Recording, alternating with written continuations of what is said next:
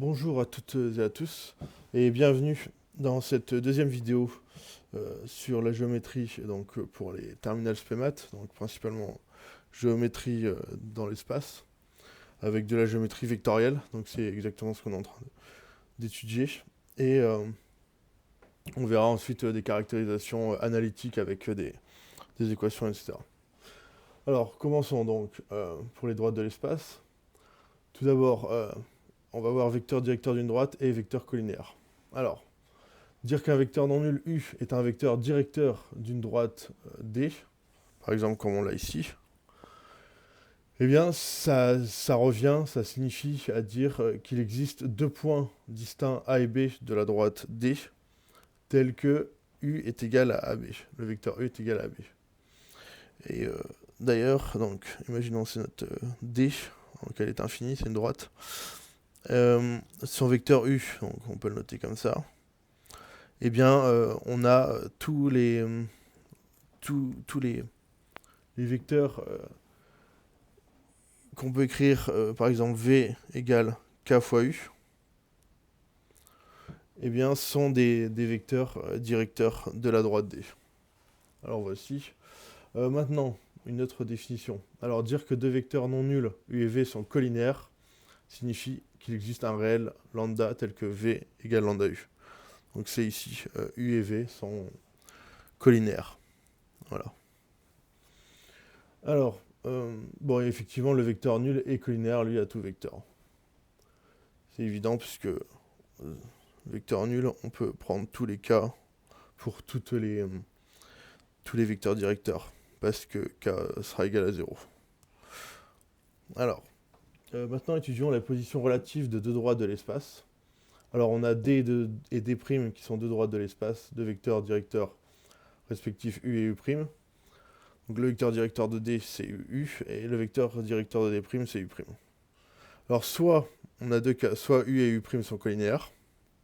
Donc dans ce cas-là, eh bien D et D' sont coplanaires, donc elles appartiennent au même plan, et elles sont strictement parallèles. Et maintenant, bon, j'imagine que c'est ok pour ça avec le dessin, donc là c'est ce que je disais. Hein. Donc elles sont coplanaires. Si elles sont coplanaires, eh bien... Enfin non, elles sont soit coplanaires, pardon, soit elles sont strictement parallèles, soit elles sont coplanaires et confondues. Alors maintenant, pour U et V, et U', pardon. Pour U et U', si elles ne sont pas collinaires, donc effectivement, ça fait finalement 4 cas. Bien, D et D' sont coplanaires et séquentes. Parce qu'effectivement, si elles ne sont pas collinaires, bah, forcément elles vont se croiser un jour. Ou alors le deuxième cas, c'est qu'elles ne sont pas coplanaires. Et aucun plan ne contient donc effectivement D et D' en même temps. Donc là on a le très bel exemple, hein, comme ça et comme ça. Il faut effectivement mettre tout en 3D. Parce que celle-ci, elle part dans le fond. Voilà. On va voir un exemple pour expliciter tout ça. Alors. Donc maintenant, la caractérisation d'une droite par un point et un vecteur directeur. Donc pour le moment, on verra toujours pas les équations de droite. On les verra dans une autre vidéo. Équation d'une droite, donc vecteur normal, vecteur directeur, notamment vecteur normal pour les plans. Et on verra les sphères aussi également. Voilà, c'est ce qu'on verra, les trois plus importants. Encore que les sphères, ça tombe assez rarement. Alors, maintenant, donc la caractérisation d'une droite par un point et un vecteur directeur. Alors, D est la droite passant par un point A et de vecteur directeur U. Donc, A et U. Voilà. Et donc ça, c'est notre droite D. Alors, un point M appartient à la droite D. Donc, hop, en prenant un point M. Il appartient à cette droite D, on le constate directement. Si seulement si les vecteurs AM et U sont collinaires. C'est plutôt évident, donc c'est s'il existe un réel lambda tel que AM égale lambda U. Donc là, vous le voyez bien, je pense, sur le dessin.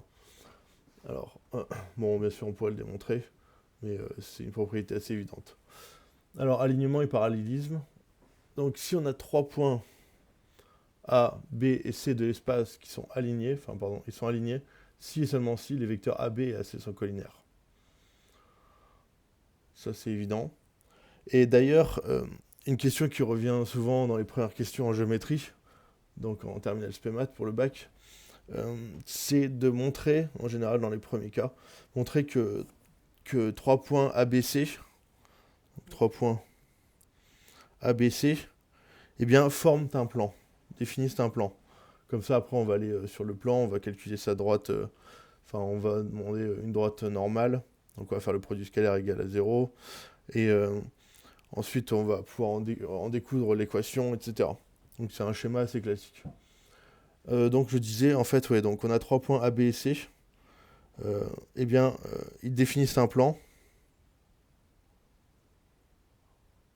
Ils définissent un plan. Si AB, je vais préférer l'écrire autrement pour les prépositions. Si AB égale et AC, pardon, ne sont pas collinaires. Et donc on pourra définir un plan avec ces 3 points. Ne sont pas collinaires, donc si on rentre dans les équations, ça veut dire que tout simplement on n'a pas de relation. On n'a pas de relation AB égale K sur AC, donc il n'y a pas de. Les coefficients, enfin les coordonnées, pardon, ne sont pas. Ne respectent pas le X égale K, X', je sais pas quoi, et ainsi de suite. Alors, donc, j'imagine que c'est clair aussi. Ça, c'est vraiment courant. Et ensuite, les droites AB et CD sont parallèles si et seulement si les vecteurs A et B, AB pardon, et CD sont collinaires.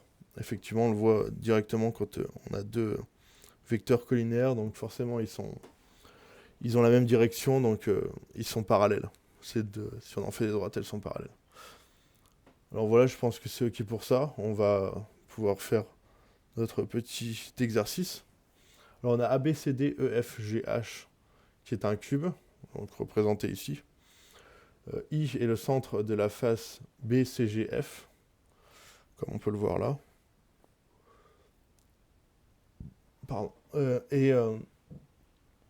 K est le milieu de HG, donc du segment HG. Et J, le point tel que BJ égale à 1/4 de BA. Alors on nous demande d'exprimer chacun des vecteurs AK et IJ comme combinaison linéaire de AB, AD et AE. Donc on va commencer par AK. Alors, ça doit être une combinaison linéaire de AB, AD et AE. Alors tout d'abord, donc on va tout simplement le regarder, on va pas démontrer. Bon, il suffirait de dire que c'est un cube, donc ça suffirait. Mais là, c'est pas attendu de faire une rédaction. Donc AK, alors je vois pas bien. Donc AK égale à AE. Si je passe par E, AE, plus EH, plus HK. Et là, on va voir un truc intéressant. Alors, c'est qu'on va pouvoir écrire HK autrement et EH autrement. Donc AK égale à AE.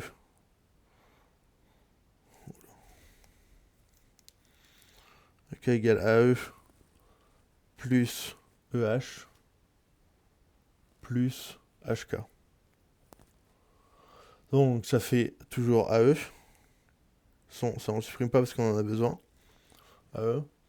Alors EH, bah EH c'est égal au vecteur AD. C'est AD. Et HK. Donc on le voit bien là, il est le milieu de H et G.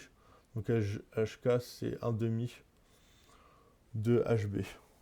De AB, pardon. 1/2. Et c'est 1/2 de AB. Mon stylo il bug légèrement. Bah c'est ok, donc on a du AE, AD et AB. Je dois écrire ici. Propre. AE. Plus AD. Plus 1/2 de AB. Voilà. Et maintenant, IJ. Alors, IJ. Donc, IJ, eh bien, c'est égal à IB plus BJ. Je fais ça parce qu'on a BJ égale un quart de BA. Donc, on a déjà ça en moins. Alors. Donc, BJ. Alors, or BJ égale un quart de BA. Donc, égale moins un quart de AB. Si on respecte, vous le donnez en AB, puisque AB est égal à moins BA, sont opposés. Voilà. Et donc ça c'est pour BJ.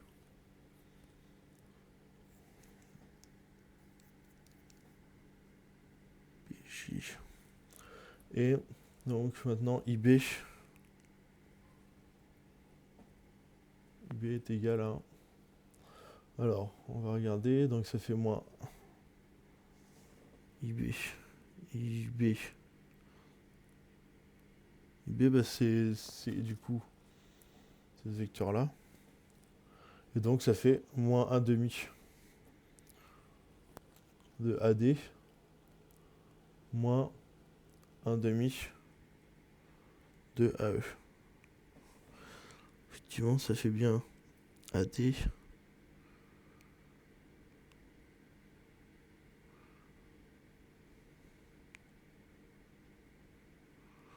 Ça fait DA. 1 demi de DA, donc moins 1 demi de AD. Et celui-ci qui tombe donc AE. C'est la moitié. Donc moins 1 demi de AE. Parce que c'est EA. Moi je sais pas si vous voyez, mais EA. Et là, AD. C'est comme ça qu'on le retrouve. Moi, je vous laisserai mettre sur pause. C'est vrai que le dessin est un peu petit. Si vous voulez que le schéma soit refait, que je le mette en plus grand et que je le mette sur GitHub par exemple, je remettrai mon GitHub. Si vous le souhaitez, bien entendu. Alors, donc, on a, voilà, IB égale moins 1 demi de AD, moins 1 demi de AE. Donc, finalement, IJ, on fait la somme, c'est égal à moins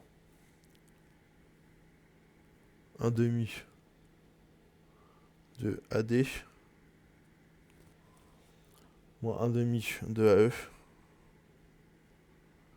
et moins un quart de AB. Voilà pour IJ. Alors, donc normalement c'est OK. Donc maintenant, dernière question. En déduire que les droites AK et IJ sont parallèles. Bon, alors forcément, on va utiliser le cours. Donc AK et IJ sont parallèles. Donc en fait, on cherche à démontrer que les vecteurs AK et IJ sont collinaires. AK et IJ sont collinaires. Donc il faut qu'on trouve ça. Et comme on est en maths et qu'il n'y a jamais une question subsidiaire pour rien, eh bien, on va utiliser la question précédente, hein, effectivement. Donc, on part de AK. AK, c'est... Alors, AK, c'est donc, en fait, AE plus EH. Non, pas plus EH, pardon. Plus AD, je l'avais bien écrit là. Plus AD, plus 1 demi de AB. Ok, donc on va essayer de transformer ça. Parce qu'on a IJ. Donc cette fois-ci, on va factoriser IJ par le moins 1 demi. Ici, là, IJ. Or, IJ, je factorise directement par moins 1 demi. Égale moins 1 demi de donc AE. Je vais vous faire apparaître le vecteur AK. AD. Et là, plus 1 demi de AB. Et donc en fait ici on retrouve le vecteur AK. Donc IJ égale à moins 1,5 de AK. Donc, les droites IJ, donc AK et IJ sont collinéaires, et eh bien, AK et IJ, les droites sont parallèles. Voilà, c'est tout pour cette vidéo. Dans la prochaine vidéo sur ce sujet, nous étudierons les plans de l'espace avec des caractérisations par un point et une direction, les vecteurs coplanaires et ainsi de suite. Et des positions relatives de droite et par rapport au plan de l'espace. Voilà, à bientôt.